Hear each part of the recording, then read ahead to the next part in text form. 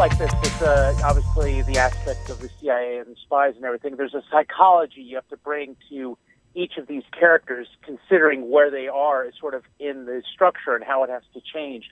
Can you talk about approaching them psychologically, and then we can move from there?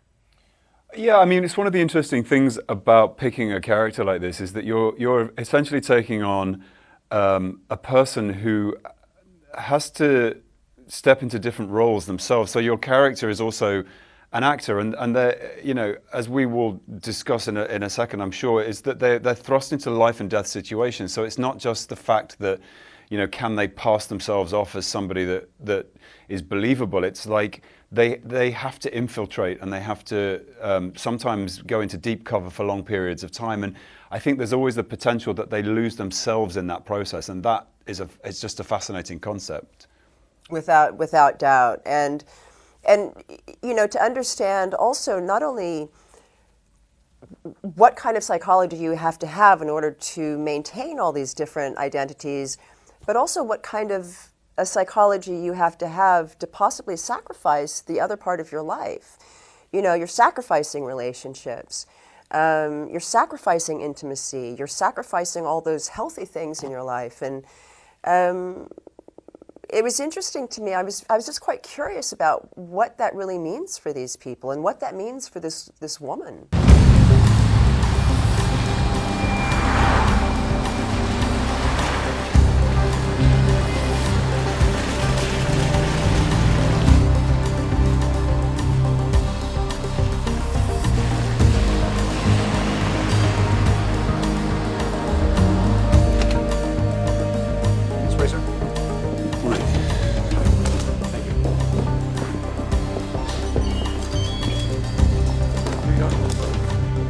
Daniel Miller, Office of Regional Affairs. I mean, do they lose themselves? I mean, that's the thing, is that you can tell from the different characters and the way they act that, you know, they have trust issues at times. Some they've trusted too much, or they've been betrayed. And you put up walls, you put up masks, and yet you sort of have to infer that a lot by the acting, by certain, you know, tightening of the, you know, body language and all that kind of stuff. Can you guys talk about that? Because it's a physical as well as an emotional exercise. I mean, I think for me, one of the interesting things is that the extension towards the opponent, and actually their colleagues and friends, that there's a sort of hyper empathy that is connected in. And so often rather than lose themselves, they kind of find themselves within the game that they're playing. And certainly with Daniel, he comes into contact with a character called Esther Krug, and you see that at the end of episode 2, and he really starts to find himself in his opponent, which I think was really interesting. That's right. It's a great question. I was so mesmerized by Richard's answer. I lost focus.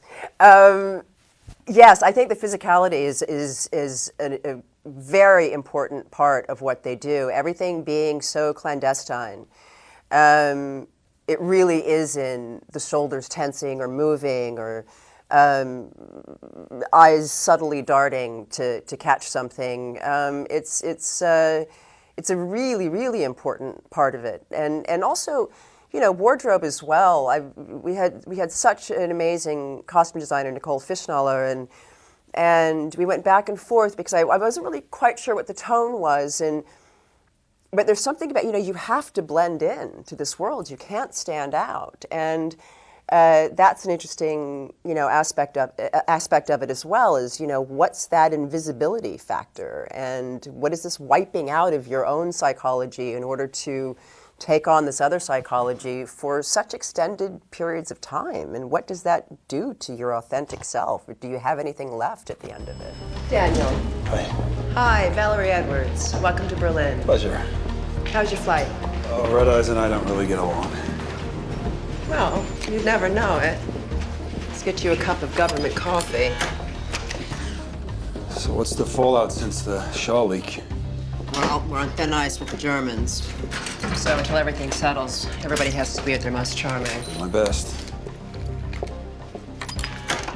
But as far as authenticity, I mean, you can go and look at something like, you guys are shooting in Berlin, and the history of that specific area and how it impacts on everything you guys do, plus the fact that it's a different kind of world we live in versus what happened 60, 70 years ago. Can you talk about that? Because that sort of imbues you, I would think. Yeah, I mean, it's one of the things we talk a lot about Berlin itself as a city becoming another character. And actually, I feel like Berlin has had to reinvent itself so many times. It's taken on so many different personas according to the period of time and the troubles that it suffered. And actually, what we found being there, that there's a whole new generation of young people who really are looking forward, not looking backwards. And to me, that was the most kind of revelatory part of shooting there, is that it's a very forward-looking place, and it was really exciting.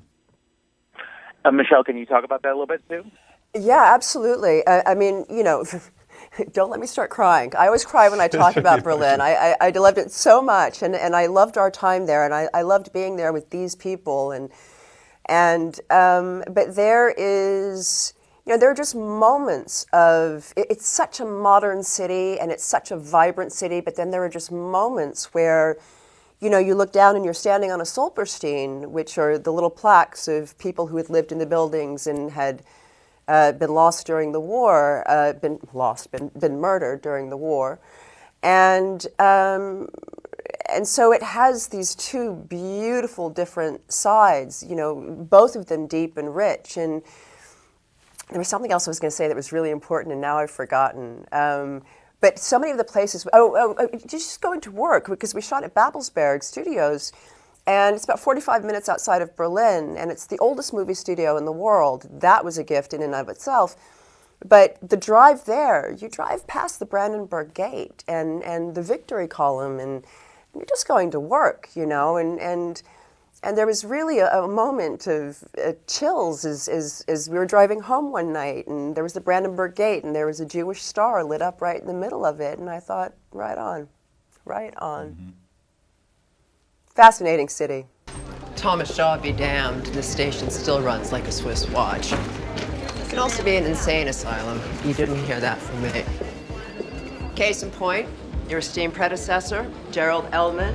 Don't let the stiff look fool you. Put a couple of rounds in him, and he softens like wax. I gotta give me a moment. Hey, Hey. give me 5. We'll talk transition. It takes more than a few, as you know. Are you kidding me? Damn it. Who do I have to f around here to get a network connection, for Christ's sakes? Valerie? And this is Robert Kirsch. Daniel Miller. Hi there. Your reputation precedes you. Oh, what's my reputation? Deputy Chief, sir. Welcome to Berlin. I mean, well, that leads me to my last question, the aspect of within the world of Berlin Station. How would you, A, describe the world, but B, we're talking about stakes, and obviously the stakes back in those times are different than now, but the stakes that your characters have to deal with in existing within this world. Well, Berlin Station itself, the world, as the audience are drawn into Berlin Station through the eyes of Daniel Miller, it's already a hive of activity, but it's a place of crisis and chaos because of what's happening with Thomas Shaw, this Edward Snowden figure, who is effectively shattering the CIA operation in Berlin and exposing everybody and effectively rendering it useless and potentially putting everyone on trial. So it's hot, I would say.